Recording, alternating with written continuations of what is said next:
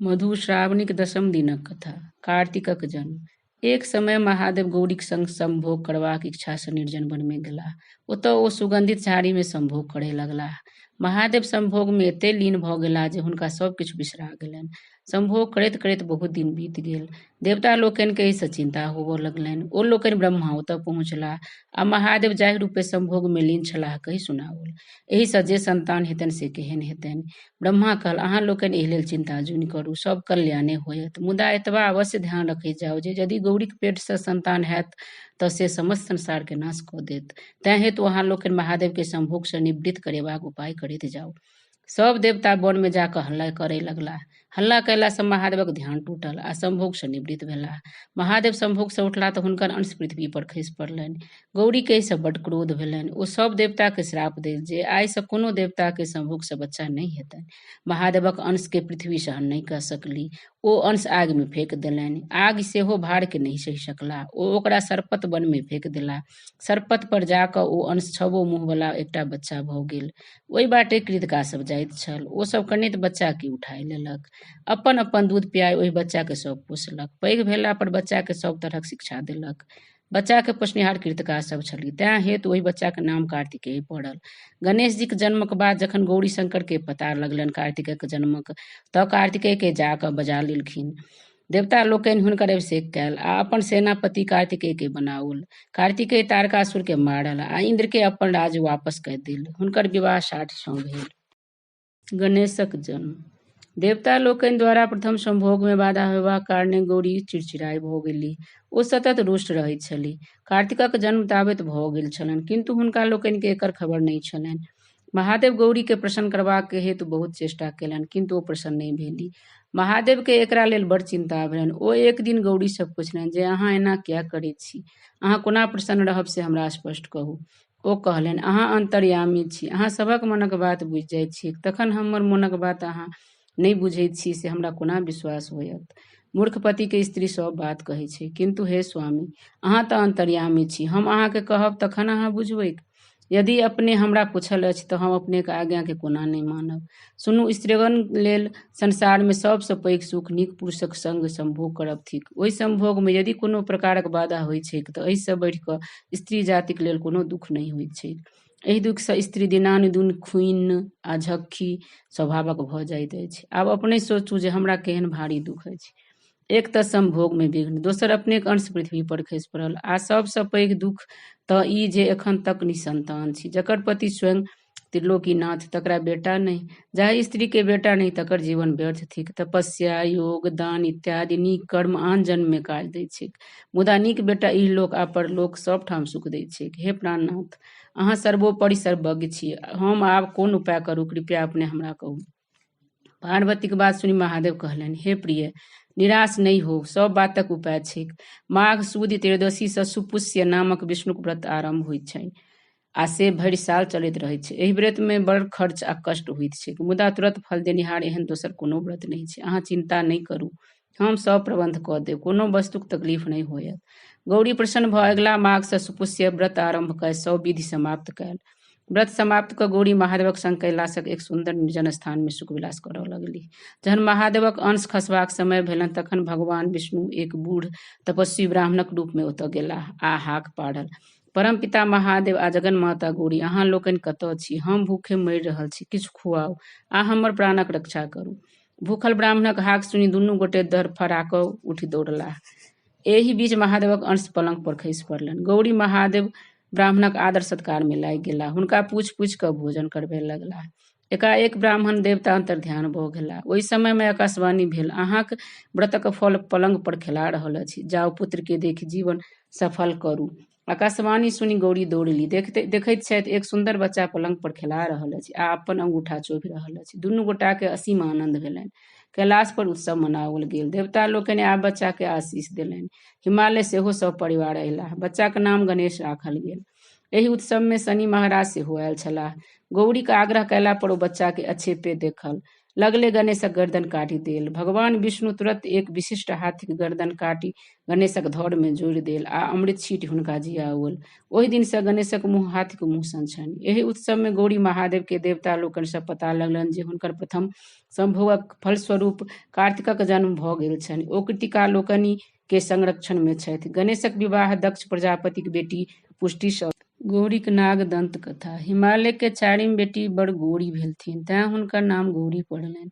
गौरी जहन विवाहक योग्य भेलथिन तऽ मनाइन हिमालय के कहै लगलथिन, अपने बैसल छी, कन्यादानक कोनो व्यवस्था नहि करैत छी। कोनो बुढ़वा अबैत अछि आ बेटी के लऽ जाइत अछि, ई नीक बात नहि थिक।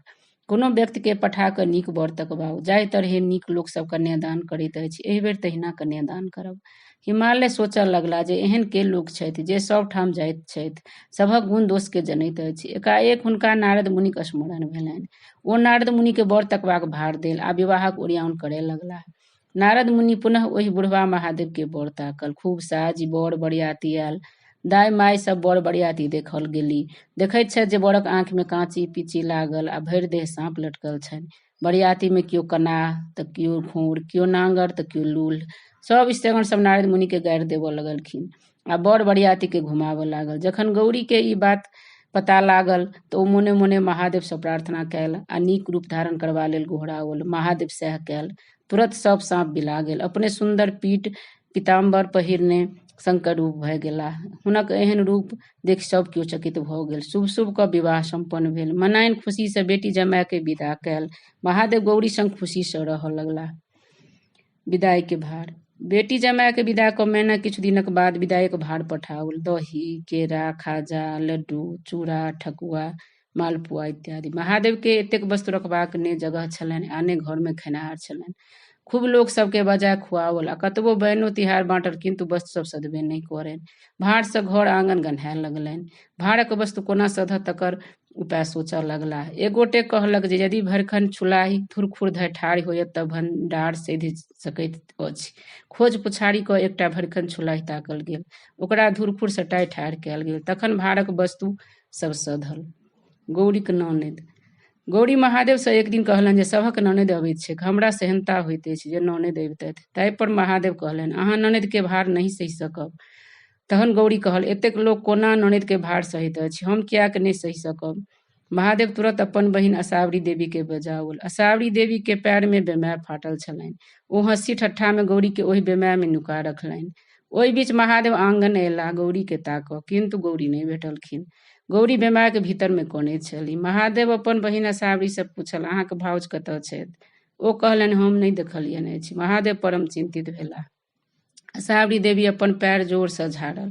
गौरी झट दऽ खसली। दुनू प्राणी भभा कऽ हंसऽ लगलाह। एक दिन महादेव बहुत रास माछ आनल। गौरी विन्यास सँ माछ बनबौलनि। ननैद असावरी के कहलनि जे अहाँ धीस उआसिन छी, पहिने अहाँ खा लिअ, तखन हमसभ खायब। ओ माछ खाय लगली। गौरी खंडक खंड माछ हुनका देने जाथिन आ ओ टपाटप खेने जाथि। एहि तरहे असावरी देवी सबटा माछ खा गेली। बेचारी गौरी के काँटो कनखु नहि प्राप्त भेलनि। आब गौरी अकच्छ कऽ महादेव सँ कहलनि, आब हिनका विदा कऽ दियौन, एहन ननैद सँ हम बाज अयलहुँ। महादेव हंसऽ लगलाह आ कहल, हम पहिने मना करै छलहुँ जे अहाँ ननदिक भार नहि सहि सकब, किंतु अहाँ जिद कऽ देलहुँ। एतबे दिन में तंग भऽ गेलहुँ। किछु दिन आओर रखियौन, तखन सब सेहनता पुरि जायत। गौरी नेहरा करऽ लगली, हम गोर लगै छी, जल्दी हिनका विदा कऽ दियौ, नहि तऽ हम आब ई हमरो खा जेती। महादेव बुझा सुझा कऽ अपन बहिन असावरी देवी के विदा कयल। गौरी के भागिन। महादेव सँ पुनः गौरी एक दिन कहलनि, हे नाथ, सभक भागिन अबैत जाइत छै, मामी सँ हंसी खेल करैत छै, हमरो बड़ सेहनता होइत अछि।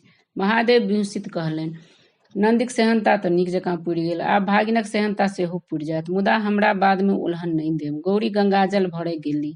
खूब जोर पूर्वा पछबा बहय लागल।